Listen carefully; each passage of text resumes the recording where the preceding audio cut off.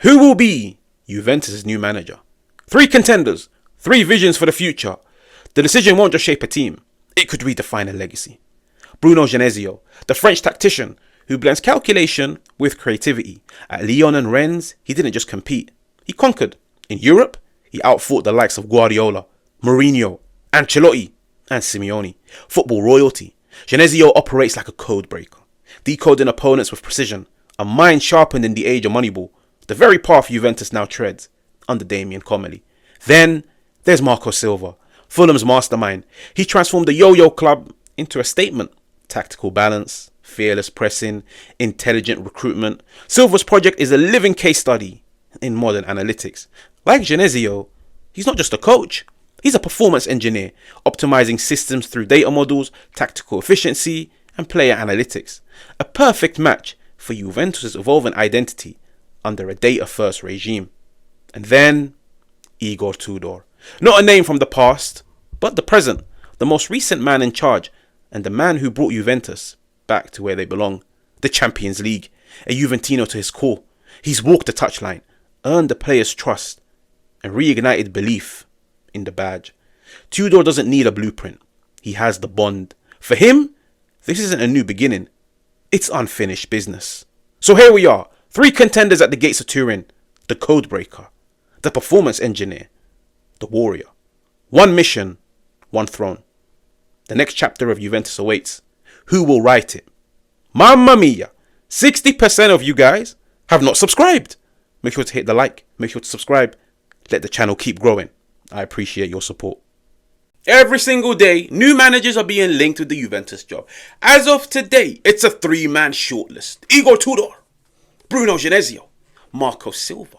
Now, what do I make of them? And what do you make of them? Who would you want out of those 3? And who would you not want out of those 3? Let's start off with Bruno Genesio. Did you know Bruno Genesio has an award? He holds a record that only one other coach in the world, in the history of the sport, has. He shares an award with Jurgen Klopp. And it's an award that states only 2 coaches in the world have beaten Pep Guardiola, Jose Mourinho, Diego Simeone, and Carlo Ancelotti in European competitions. Only Jurgen Klopp has beaten those 4. So has Bruno Genesio. So it tells you, when it comes to European football, when coming up against European powerhouses, he gets the job done tactically. Because let's be real, if he was to go man-to-man, starting 11 for starting 11, his Lyon team, his Lille team, his Rennes teams, they don't compete. But then it comes down to tactics. It comes down to the small margins. It comes down to those things that can give your team an edge. The thing about Bruno Genesio, from what I've read, I've gone back and watched 1 game of his so far at Lille. You could see he focuses on the small margins. And it's true when it says he is a manager that's data orientated, where that's how he breaks down opposition players. That's how he breaks down opposition systems. That's how he analyzes his own teams. And I feel like the fact that Juventus are heading into that direction of Moneyball, and I feel like with Moneyball, there's a massive stigma around it, because history has shown it can either be amazing if you deploy it correctly, or it can be the biggest waste of time and take you 50 levels down. In my opinion, Moneyball, there's pros and there's cons, but it always comes down to the people you recruit to implement those principles. Yeah, you need to bring in people that can interpret things. You need to recruit people that, how do you put it? They can understand context, apply context, and have a very rational mind where they understand this applies to this, this applies to this. Now, does this apply to Italian football, to Serie A, to Juventus? Sometimes the numbers can be very, very, very deceiving. It all comes down to how you interpret them and how you present them. Okay, but Moneyball, I've seen throughout the years, clubs have come across hidden gems in coaches, in players. And I've also seen clubs think they've grasped the next big thing, but in reality, there's a reason why that player was 2 million. There's a reason why that coach, nobody wanted them. So with Juventus, it's a new era. Let's see how it goes. But I understand why Bruno Genesio is an option, especially the fact that he's French. He understands the French league. He's done well in the French league. The players that he's recruited have never ever been big names, but he's done well in developing them. He works very well with young players. Like, at the end of the day, I think even at Lille, I think it was this season, that he holds the history. 21 games unbeaten in Lille history. He's a good coach. Has he done enough to earn the Juventus job? I'd be a liar if I told you guys yes. I would be a liar if I told you guys yes. But Juventus are probably looking at him from a data analytics standpoint and saying, maybe, just maybe, you've got things that can give us an edge. Okay, maybe, just maybe, you've got things that can give us an edge in this area. So that's Bruno Genesio. Then you've got Fulham, Marco Silva. Now, Marco Silva took over Fulham when they were relegated from the Premier League. They finished 18th. So he took them in the Championship. Now, in my opinion, the Championship is one of the most difficult leagues to get out of. Yes, in terms of quality, it might not be the best, but in terms of fight, in terms of commitment, in terms of intensity, in terms of the hectic fixture schedule in the Championship, it's one of the most difficult leagues to get out of. He got Fulham out. I think he had Mitrovic scoring 40 goals, which is Champions League. Boy, it's a Championship record, okay?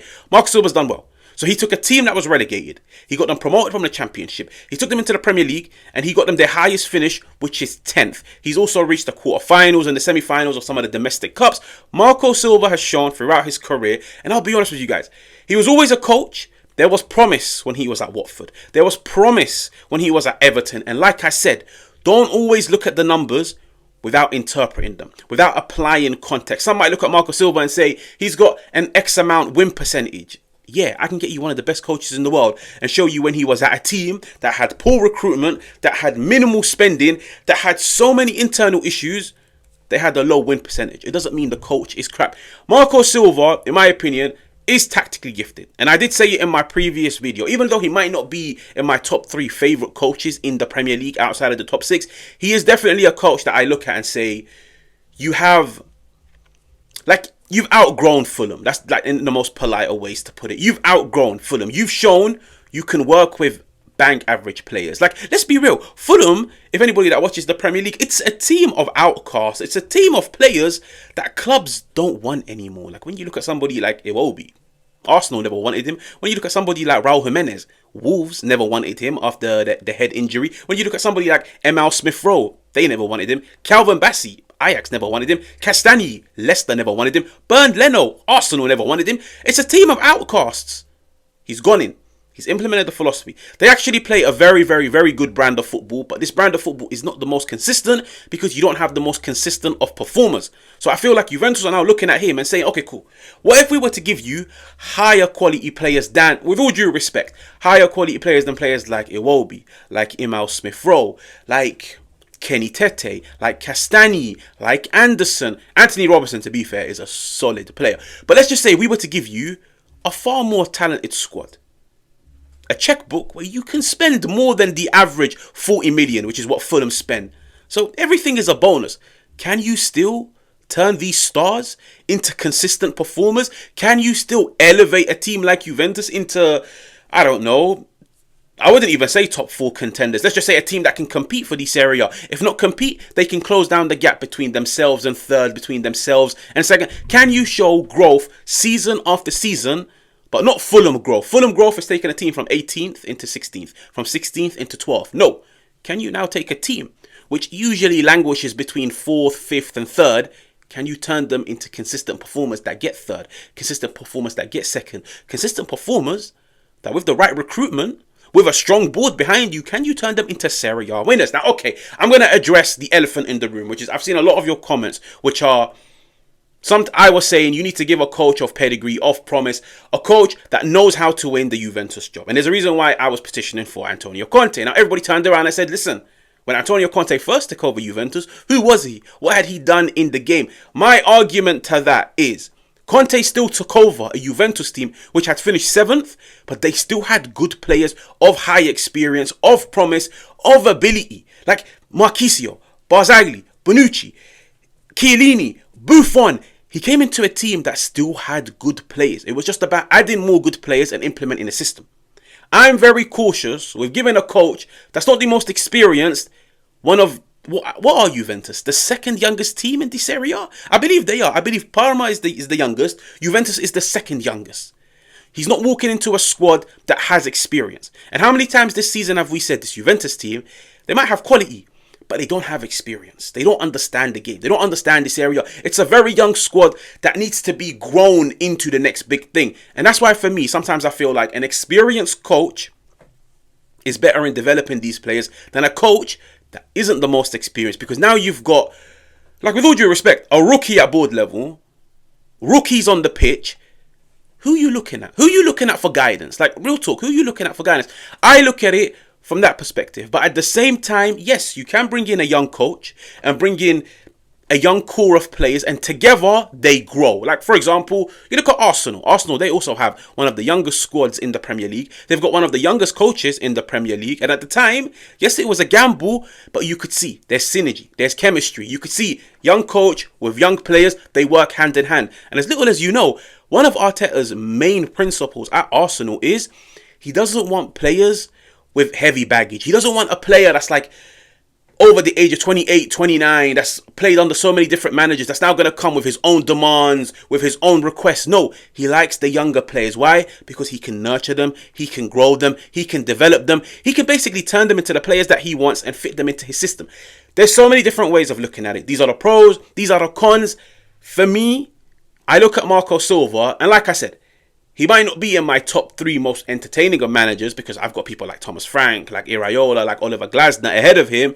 But Marco Silva, it would be an exciting appointment, but I feel like why there's a bitter taste in a lot of Juventus mouths, why there's a bitter taste around appointing a coach that isn't the most experienced is the fact that Thiago Motta was here 6 months ago. Full of promise, full of energy, full of tactical ability, full of know-how of the Serie A. And he showed all of that doesn't stand a chance when I don't understand how to operate and manage a team the size of Juventus. So it's a gamble, I'll be honest with you guys. But Marco Silva, there's a lot of promise. Okay? Now the third option is Igor Tudor. Tudor is being reported today that Juventus are looking at him and they're looking to keep him on. I will be completely honest with you guys. I feel like with Tudor, I feel like Juventus have made it crystal clear they don't want Tudor, but they're keeping him just in case they don't get who they want or in case they don't get anybody. Tudor is the backup option. Tudor is the contingency plan. Now, for me, I'll be honest with you guys, that is disrespectful, but at the end of the day, this is how the club is operating. Tudor is the contingency plan. So they're keeping him on board just in case they don't get who they want. Okay? With Tudor, he brings something different to Juventus, which I feel like Marco Silva and Bruno Genesio might not have in their locker book, which is he understands the club.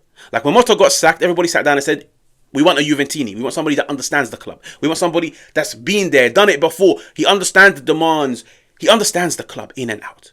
Tudor understands. But I'd be a liar if I told you understanding the club will turn you into a Serie A winner.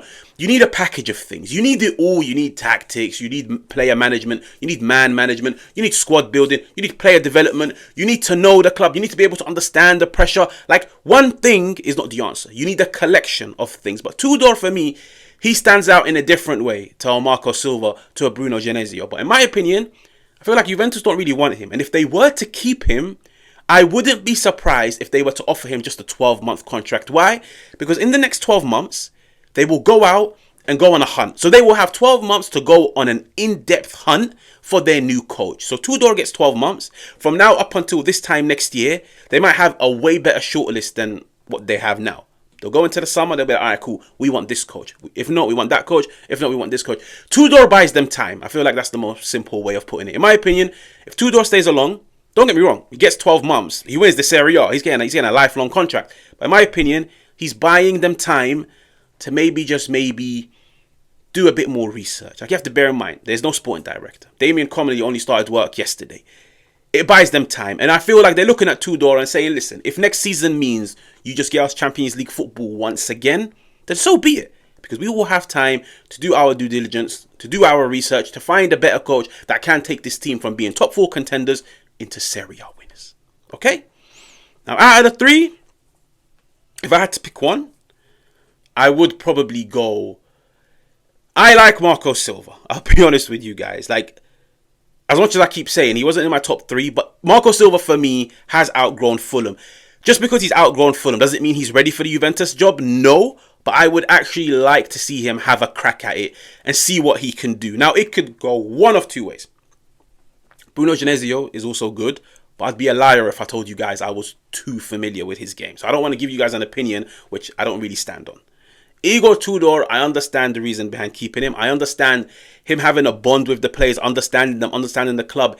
It's something that's priceless and it can give Juventus an edge.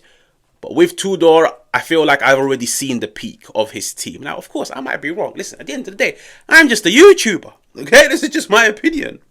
But that's what I make of it. But I'm actually very intrigued to hear you guys. And I will catch you guys on another one.